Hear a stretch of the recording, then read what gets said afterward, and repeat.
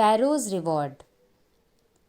Tarot नामक एक युवा लकड़हारा था जो अपने वृद्ध माता पिता के साथ एकांत पहाड़ियों के बीच रहता था। अपने काम से उसे बहुत कम आमदनी होती थी। इससे वह दुखी रहता था क्योंकि वह अपने माँ बाप को एक बेहतर जीवन देना चाहता था। एक दिन बहुत अधिक सर्दी थी।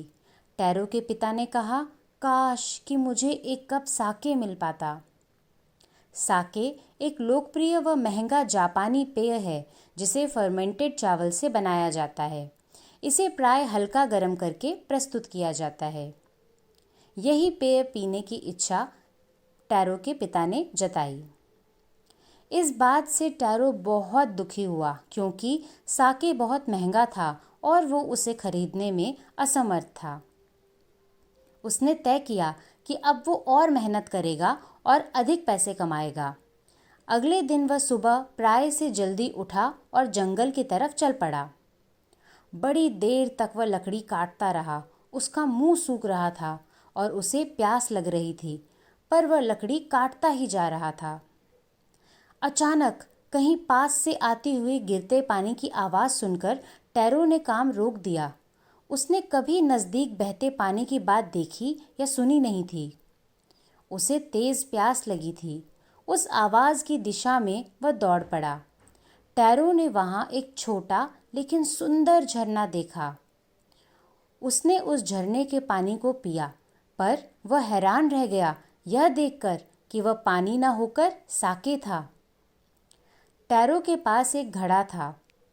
उस स्वादिष्ट साके को घड़े में भरकर टैरो तेज़ कदमों से घर की ओर चल पड़ा। घर पहुंचने पर उसने अपने पिता को यह दिया। पिता ने जैसे ही पिया, उनका कांपना बंद हो गया और वह नाचने लगे। अपनी खुशी दिखाने का उनका यही तरीका था। शाम को एक पड़ोसी महिला आई। टैरो के पिता ने उसे एक कप साके दिया और उसे सारी घटना के बारे में बताया जो कि टैरो के साथ हुई थी। अब उस महिला ने गांव के सभी लोगों में जादुई झरने और साके की खबर फैला दी। गांव का हर व्यक्ति टैरो के घर साके चखने पहुंच गया और देखते ही देखते आधे घंटे के अंदर साके से भरा घड़ा खाली हो गया। अगली सुबह टैरो फिर से जल्दी उठा। उसने सबसे बड़ा घड़ा अपने साथ लिया ताकि वो झरने से ज़्यादा साके भर के ला सके। टैरो झरने के पास पहुंचते ही हैरान रह गया क्योंकि उससे बहुत पहले ही सारे गांव वाले जादुई झरने पर जग, घड़ा आदि बर्तन लेकर पहुंच चुके थे। तभी एक गांव वाले ने झुककर झरने का पानी पिया। पीते ही उसने बताया कि वह साके नहीं बल्कि सादा पानी था। गांव वाले हताश हो गए क्योंकि झरने के पानी का स्वाद बिल्कुल भी साके जैसा नहीं था। पानी तो एकदम ठंडा व सादा था। सभी गांव वाले काफ़ी क्रोधित थे ये सोचकर कि टैरो ने उन्हें धोखा दिया है। वे टैरो को झूठ बोलने की सज़ा के तौर पर झरने में ही डुबाना चाहते थे। उनके गुस्से से बचने के लिए टैरो एक चट्टान के पीछे छिप गया और गांव वालों के जाने का इंतज़ार करने लगा।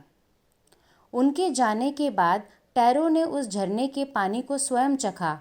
टैरो के लिए अभी भी यह वही स्वादिष्ट साके था। अब यह बात साफ थी कि जादुई झरना सिर्फ टैरो को ही साके देता था, अन्य सबको यह केवल पानी देता था। स्पष्ट था कि भगवान की कृपा सिर्फ टैरो पर थी क्योंकि वो अपने माता पिता का ख्याल रखता था। इसीलिए जादुई झरने से केवल उसे ही साके मिला। टैरो और उसके जादुई झरने की कहानी जापान के राजा तक जा पहुंची। उसने टैरो को बुलवाया और उसे सोने के 20 सिक्के इनाम में दिए क्योंकि वह अपने माता पिता के प्रति बहुत दयालु था और उनकी सेवा किया करता था।